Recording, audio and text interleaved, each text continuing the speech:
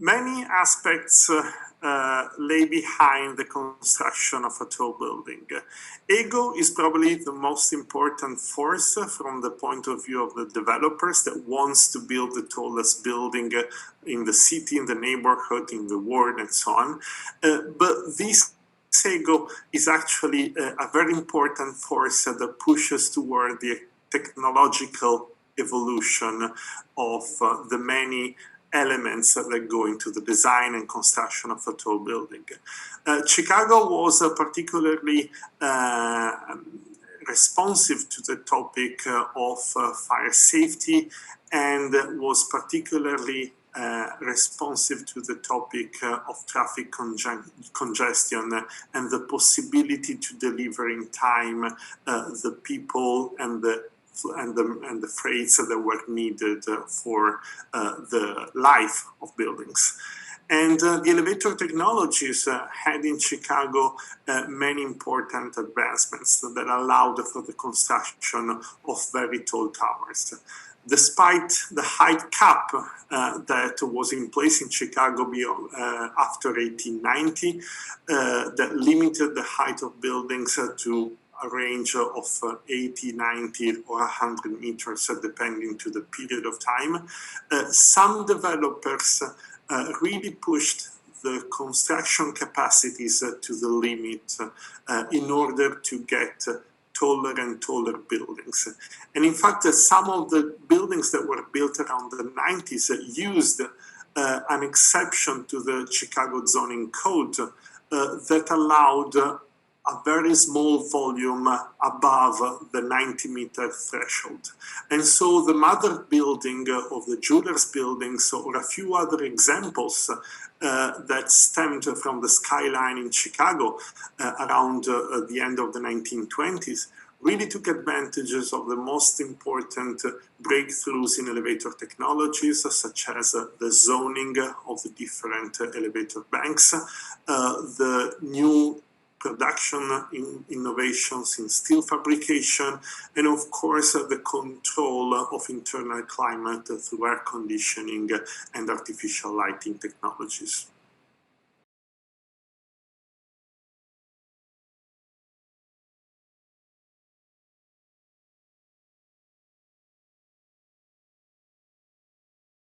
The historical knowledge in architecture is something that is quite important, especially from a European perspective. Of course, studying the evolution of buildings and cities is a discipline everywhere in the world, but when this translates into the architectural practice, other cultures have a much less radical approach if compared to what we have here in Europe.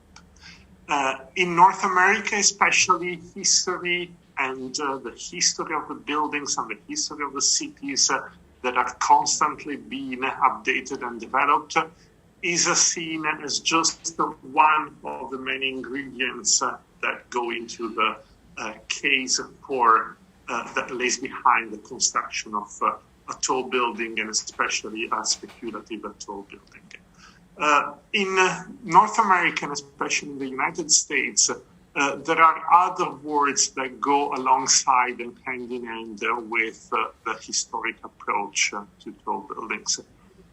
These are retrofitting, restoration, preservation, but especially refitting, as the number 937 of Casabella recently points out, is constantly gaining momentum if compared to the other approaches to the preservation of something that has an historical background. Many cases in North America, let's think about the Hearst Tower in New York, designed by Norman Foster, starts from a pre-existing building. In that case was a post office that is completely excavated, only the historical facade is kept, and the new tower soars from the previous example. This is, of course, a very radical approach. In other cases, refitting means changing the function of something that exists already. really, like in the Woodworth building, the 1913 tall building that was completely transformed to host a new function. An office building was turned into residential apartments. This is an example of how history in America is applied, especially in the case of tall buildings.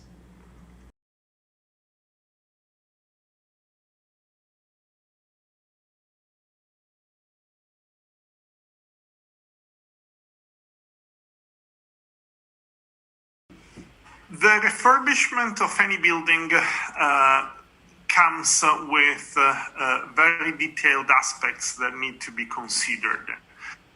When the building is very tall, like a tall building, there are many more constraints that somehow give an indication of how the building should be treated. The number of elevators, the floor-to-floor height, the facade technologies are somehow influencing from the previous building, are somehow influencing the aspect and how the new building will look like and what function will have. We previously discussed about refitting, so the idea to find a new function and a new specific use for a pre-existing building. And of course, the original DNA of the tower has a very strong limitation. Let's think about the core to facade depth influences how much light can enter through the building, and consequently what kind of functions can be hosted by the new tower. The pros, however, of continuing the life of a pre-existing building instead of demolishing the tower go hand in hand with the idea of the circular economy.